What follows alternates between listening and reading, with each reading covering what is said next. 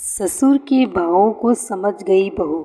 इतवार को सोचा था पर मेहमान आ गए तो उन्हीं में व्यस्त होना पड़ा। आज भी छुट्टी है और नाश्ता भी पकौड़ियों का भरपेट हो चुका है। खाना आराम से बनेगा। रसोई का हर कोना उसने रगड़ रगड़ कर अच्छी तरह चमकाया। फिर रैंकों पर साफ अखबार प्लास्टिक बिछाए। अंदर जब कुछ सर्दी लगने लगी थी तो सोचा थोड़ी देर धूप में बैठकर अखबार पढ़ लूँ, फिर खाने का काम शुरू होगा। तब तक रसोई घर भी सूख जाएगा। अखबार लेकर शीला छत पर अभी आई ही थी कि पति विनोद की आवाज़ सुनाई दी। अरे भाई, कहाँ हो? आज खाना नहीं बनेगा क्या? यह कहते हुए वह भी छत पर आ गए। अभी तो भरपेट नाश्ता हुआ है सबका, आपने भी तो किया है। शीला, जानती हो मैं नाश्ता नहीं करता हूँ। बच्चों का मन रखने के लिए 2 से 4 पकौड़ियाँ ले ली थी। मुझे तो हर रोज़ 10 बजे खाने की आदत है, फिर भी बहस किए जा रही हो। क्यों, आप इतवार को सबके साथ देर से खाना नहीं खाते हैं? पर आज इतवार नहीं है। अब नहीं बना है तो और बात है। मुझे तो पहले ही पता है कि आजकल तुम्हारी हर काम को टालने की आदत हो गई है। अब यह समय अखबार पढ़ने का है या घर के काम का? दूसरी औरतों को देखा है, नौकरी भी करती हैं और घर भी कितनी कुशलता से संभालती हैं। यहाँ तो बच्चे भी बड़े हो गए हैं, काम करने को नौकरानी है, फिर भी हर काम देरी से होता है। विनोद के ऊंचे होते हुए स्वर के साथ शीला का मूड बिगड़ता चला गया। शीला अखबार वहीं पटक कर नीचे रसोई घर में गई।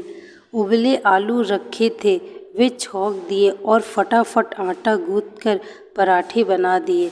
पर खाना देखकर विनोद का पारा और चढ़ गया। यह क्या है, सिर्फ सब्जी पराठे? तुम जानती ही हो कि लंच के समय मैं पूरी खुराक लेता हूँ। जब नाश्ता बंद कर दिया है तो खाना तो कम से कम ढंग का होना चाहिए। पता नहीं तुम्हें क्या हो गया है। सारे उज्ज्वल कामों के लिए तुम्हारे पास समय है, बस मेरे लिए नहीं। गुस्से में विनोद ने थाली सरका दी थी। शीला का मन हुआ कि वह भी फट जाए। एक तो दिन भर काम में जुटे रहो, उस पर फटकार भी सुनो। आखिर कसूर क्या था? रसोई की सफाई ही तो की थी। चाय, नाश्ता, खाना, घर की संभाल, बच्चों की देख रेख में उसने ज़िंदगी गुजार दी, पर किसी को संतोष नहीं। बच्चों को लगता है माँ आधुनिक स्मार्ट नहीं है जैसी औरों की मम्मी हैं। विनोद को तो अब नौकरी पेशा औरतें अच्छी लगने लगी हैं। 4 पैसे जो कमा कर लाती है, घर गृहस्थी संभालने वाली तो इनकी नज़रों में गंवार ही है।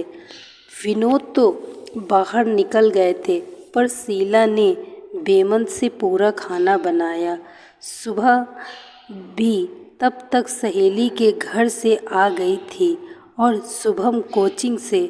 दोनों को खाना खिलाकर वह अपने कमरे में आ गई और दिन तो शीला काम पूरा करने के बाद टीवी देखती, अधबुना स्वेटर पूरा करती या कोई पत्रिका पढ़ती। पर आज कुछ भी करने का मन नहीं था। विनोद का यह बेरुखी भरा व्यवहार वह पिछले कई दिनों से देख रही थी। आखिर कहाँ गलत हो गई वह? क्या इन घरेलू कामों की कोई अहमियत नहीं है? अगर बाहर नौकरी करती होती तो क्या तभी तक शख्सियत थी उसकी? शादी हुए 18 साल हो गए। जब शादी हुई थी उसी साल एमए फर्स्ट डिवीज़न में पास किया था। चाहती तो तभी नौकरी कर सकती थी, इच्छा भी थी, पर उस समय तो ससुराल वालों को नौकरी करती हुई बहू पसंद नहीं थी। विनोद भी तब यही कहते थे कि बच्चों को अच्छे संस्कार दो, उनकी पढ़ाई में मदद करो, घर संभाल लो, यही बहुत है मेरे लिए। उसने सब कुछ तो उन्हीं की इच्छानुसार किया था। देवर की शादी हो गई, देवरानी आ गई, तब भी सास ससुर उसी के पास रहे। बड़ी बहू हम लोगों को जितना ध्यान रखती है, छोटी नहीं रख पाती। माँ जी तो अक्सर कह देती थी, बच्चों को संभालना, बूढ़े सास ससुर की सेवा करना, घर गृहस्थी देखना, सब कुछ तो कुशलता से निभाया था उसने। फिर ससुर जी की मौत के बाद यह सोचकर माँ जी का ख्याल वह और भी रखने लगी थी कि कहीं इन्हें अकेलापन महसूस ना हो। पर अब क्या हो गया? ठीक है, बच्चे अब बड़े हो गए हैं, उन्हें अब उसकी उतनी ज़रूरत नहीं रहती है। माँ जी ने भी अपने आप को सत्संग भजन पूजन में व्यस्त कर लिया है। विनोद का प्रमोशन हुआ है, तब से उनकी भी जिम्मेदारियाँ बढ़ गई हैं। मकान का लोन लिया है तो खर्चे भी बढ़ गए हैं। बच्चों की भारी पढ़ाई है, फिर सुबह की शादी भी 4 से 5 साल में करनी है। शायद इसी बात को लेकर विनोद को अब नौकरी पेशा औरतें अच्छी लगने लगी हैं। पर क्या देखते नहीं कि उसकी भी तो व्यस्तता बढ़ गई है। सुबह 6 बजे से काम की जो दिनचर्या शुरू होती है तो रात को ही सिमटती है। फिर उन्हें ऐसा क्यों लगता है कि वह फालतू है? घर के सारे काम क्या अपने आप हो जाते होंगे? और सुबह जब से बाहर हॉस्टल में गई है और शुभम की कोचिंग शुरू हुई है, बाजार के भी सारे काम उसे ही करने पड़ रहे हैं। पर नहीं, सबको यही लगता है कि वह फालतू है। सबको उससे शिकायतें ही शिकायतें हैं। और तो और माँ जी पहली बार 10 से 15 दिन को देवर के पास गई तो वह भी जाते समय कहने में नहीं चूकी, बहू तुम मेरी देखभाल करते करते थक जाती हो तो सोचा कि छोटी के पास कुछ दिन रह लूँ। अनमनी सी शीला फिर बाहर बरामदे में पड़े मुंडे पर आकर बैठ गई थी। सुबह पास ही बैठी सिर झुकाए डायरी में कुछ लिख रही थी। क्या कर रही है माँ? अब दिसंबर ख़त्म हो रहा है ना, तो अपनी उपलब्धियाँ लिख रही हूँ। इस जाते हुए साल की और तय कर रही हूँ कि अगले साल मुझे क्या क्या करना है। नए संकल्प भी तो करूँगी ना। अच्छा, क्या उपलब्धियाँ रही माँ? विशेष उपलब्धि तो इस वर्ष की यह रही कि मेरा मेडिकल में चयन हो गया। अब मैं संकल्प करूँगी कि मेरा करियर इतना ही अच्छा रहे, अच्छे नंबर आते रहें। हर परीक्षा में सुबह कुछ सोचते हुए बोली, मम्मा मैं अपनी ही नहीं शुभम और पापा की भी उपलब्धियां लिखूंगी। देखो ना, शुभम को इस साल स्कूल में बेस्ट स्टूडेंट का अवार्ड मिला है और पापा का तो प्रमोशन हुआ है ना। शीला ने भी उत्सुक होकर सुबह की डायरी में झांका था तो वह बोली, मम्मा आप भी अपनी उपलब्धियां बताओ, मैं लिखूंगी। और आप अगले साल क्या करना चाहोगी या भी? शीला का उत्साह फिर से ठंडा हो गया। क्या बताएं, कुछ भी तो उपलब्धि नहीं है उसकी। अब घर भर के लिए फालतू जो हो चली है वह। और एक ठंडी सांस न चाहते हुए भी उसके मुंह से निकल ही गई, ओ माँ आप बहुत थक गई हो, आपको थोड़ा चेंज करना चाहिए। सुबह कह ही रही थी कि फ़ोन की घंटी बजने लगी। सुबह ने ही दौड़कर फ़ोन उठाया था। मामा का फ़ोन है, पूछ रहे हैं कि शेफाली की शादी में हम लोग कब पहुंच रहे हैं।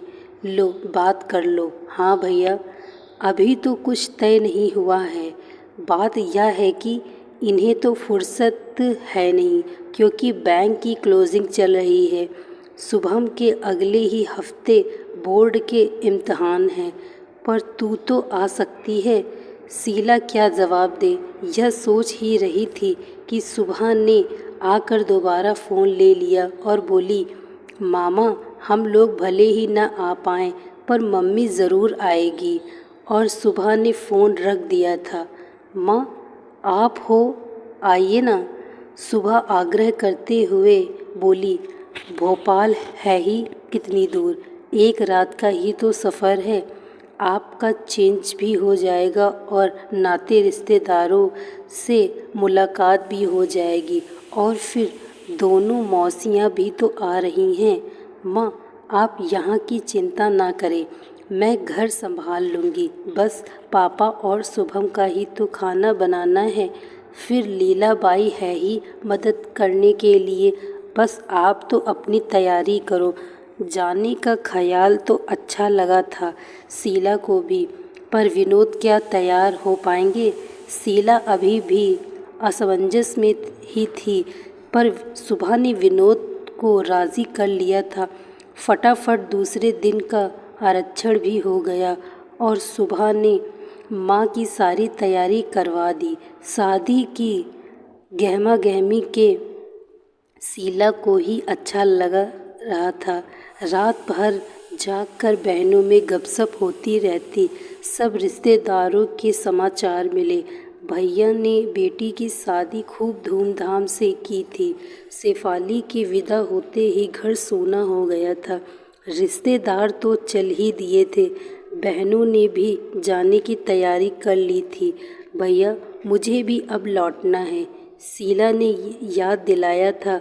अरे, तुझे क्या जल्दी है? शोभा और शशि तो नौकरी पेशा हैं, उनकी छुट्टियां नहीं हैं, इसलिए उन्हें लौटने की जल्दी है, पर तू तो रुक सकती है। भैया ने सहज स्वर में ही कहा था, पर शीला को लगा जैसे किसी ने फिर कोमल मन पर चोट कर दी है। सब व्यस्त हैं, वही एक फालतू है। वहाँ भी सब यही कहते हैं, और यहाँ भी भैया के बहुत जोर देने पर वह 2 दिन रुक गई, पर लौटना तो था ही। बेटी वापस जाएगी। शुभम पता नहीं ढंग से पढ़ाई कर भी रहा होगा या नहीं। सब कुछ भूलकर उसे भी अब घर की याद आने लगी थी। स्टेशन पर सभी उसे लेने आए थे।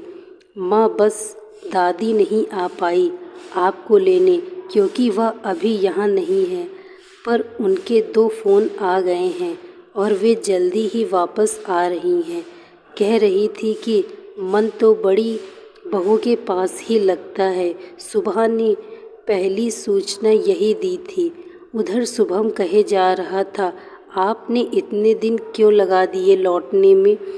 2 दिन ज़्यादा क्यों रुकी? अच्छा, पहले घर तो पहुँचने दे। शीला हंसकर रह गई थी। विनोद चुपचाप गाड़ी चला रहे थे। घर पहुँचते ही सुबह गरम चाय ले आई थी। शीला ने कमरे को देखा तो काफ़ी कुछ अस्त व्यस्त सा लगा। माँ, अब यह मत कहना कि मैंने घर की संभाल ठीक से नहीं की, और रसोई को देखकर तो बिल्कुल भी नहीं। आप तो बस चाय पियो और फिर अपना घर संभालना। सुबह ने माँ के आगे एक डायरी बढ़ाई तो वह बोली, यह क्या है? माँ, आप तो अपनी इस साल की उपलब्धियाँ बता नहीं पाई थी, पर पापा ने खुद ही आपकी तरफ से यह डायरी पूरी कर दी, और पता है सबसे ज़्यादा उपलब्धियाँ आपकी ही हैं। लो, मैं पढ़ूँ? सुबह उत्साह से पढ़ती जा रही थी। हम सबको बनाने में आपका ही योगदान रहा। मेरा मेडिकल में चयन हुआ आपकी ही बदौलत। मैं एक बार मेडिकल में असफल हो गई थी, तब आप ही थी जिन्होंने मुझे दोबारा परीक्षा के लिए प्रेरित किया, और शुभम को स्कूल के बेस्ट स्टूडेंट का अवार्ड मिलना आपकी ही क्रेडिट है। सुबह जल्दी उसका होमवर्क देखना, और तो और यह आप ही मेहनत और लगन थी कि पापा का प्रमोशन हुआ। पापा कह रहे थे कि जब कभी ऑफिस में किसी कारण से उन्हें लौटने में देर हो जाती तो आपने कभी शिकायत नहीं की, बल्कि उनकी गैर मौजूदगी में दादी को डॉक्टर के पास तक आप ही लेकर जाती रही। बस बस, अब बस कर, शीला ने सुबह को टोका था। उधर विनोद मंद मंद मुस्कुरा रहे थे। अब नया संकल्प हम सब लोगों का यह है कि तुम इसी तरह हम सबका ध्यान रखती रहो। विनोद के कहते ही सब हंस पड़े थे। उधर शीला को लग रहा था कि एक घना कोहरा जो कुछ दिनों से मन पर छा गया था अचानक हटने लगा है। दोस्तों, मैं आशा करती हूँ आपको कहानी अच्छी लगी होगी। Thank you so much watching this video.